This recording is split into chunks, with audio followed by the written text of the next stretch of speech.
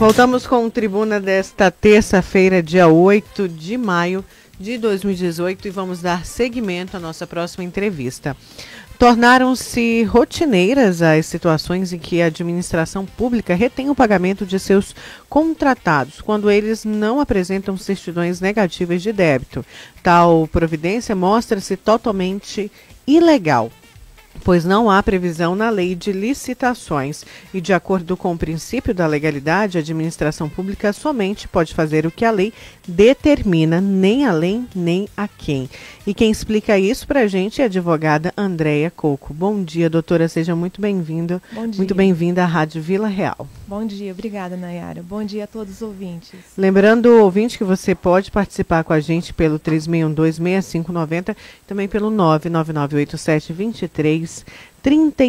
Falando um pouquinho aqui, né, da retenção ilegal, o governo do estado de Mato Grosso, assim como em qualquer outra gestão pública, a prefeituras e até o governo federal tem legalidade em reter pagamento de contratos com empresas privadas ou não? Nayara, na verdade, legitimidade e legalidade não tem.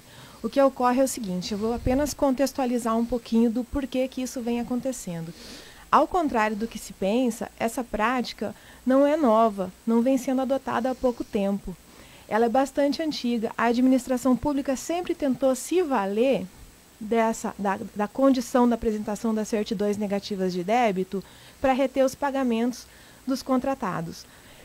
Lá em 1994, o ministro Benjamin Zimmer, do Tribunal de Contas da União, ele se manifestou por meio da decisão número 705/94 que tal providência era legal.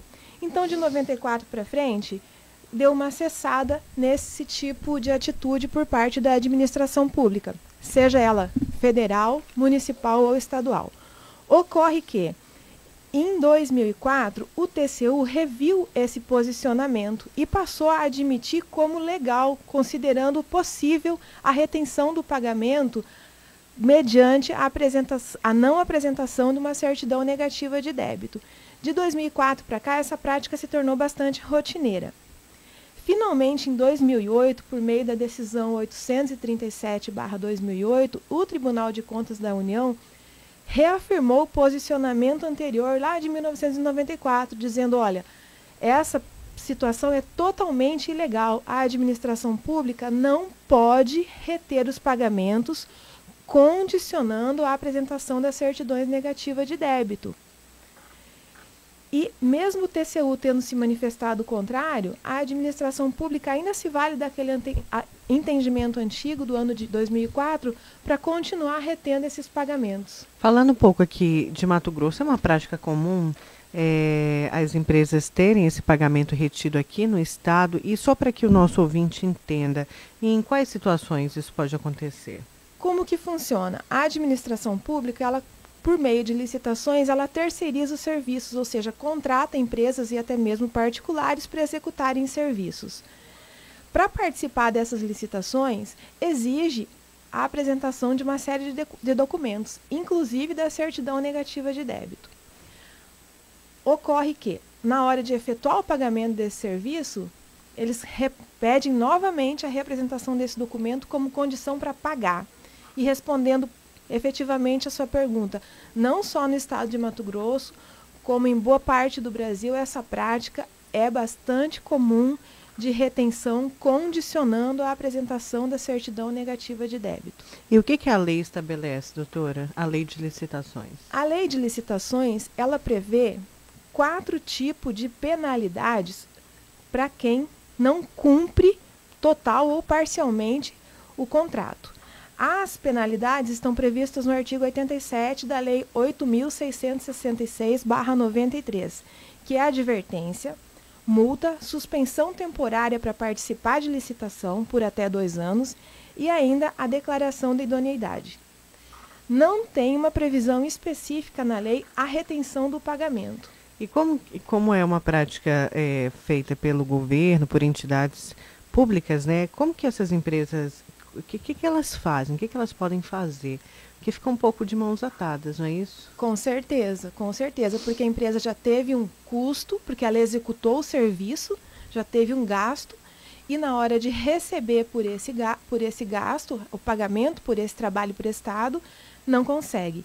As medidas seriam, primeiramente, tentar um requerimento administrativo junto ao órgão que o contratou, não sendo possível, obtendo a negativa, entrar judicialmente com mandado de segurança, porque há uma cristalina violação da lei.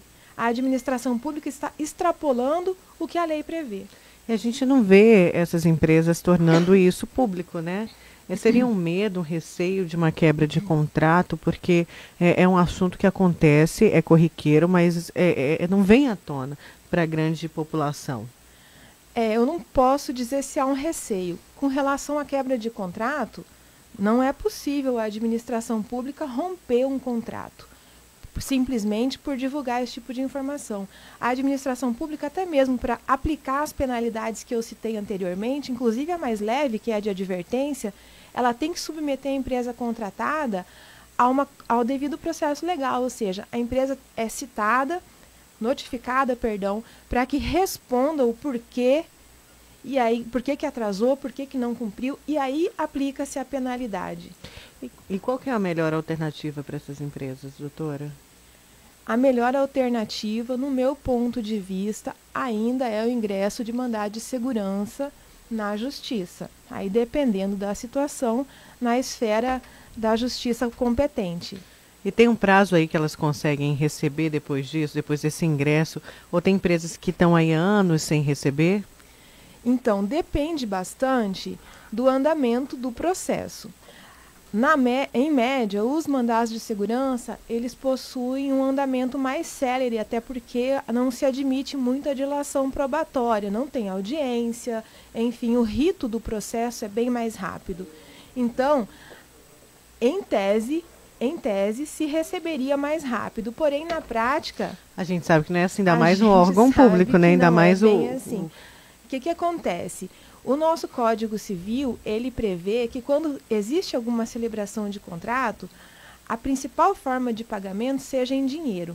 Quando a empresa assume uma obra, assume qualquer tipo de contratação por meio de licitação, está previsto que ela irá receber em dinheiro, em espécie. Gasta para isso, investe, contrata funcionários para isso. Entrando com o mandado de segurança, há possibilidade do governo, em vez de efetuar o pagamento em dinheiro, efetuar o pagamento por meio de precatórios. E aí sim, demora consideravelmente para que esse crédito que é devido retorne para essa empresa. Certo. O nosso tempo estourou porque a gente acabou pegando um pouquinho do tempo, o Marcão pegou. Mas, olha, é um assunto que a gente precisa falar mais, né?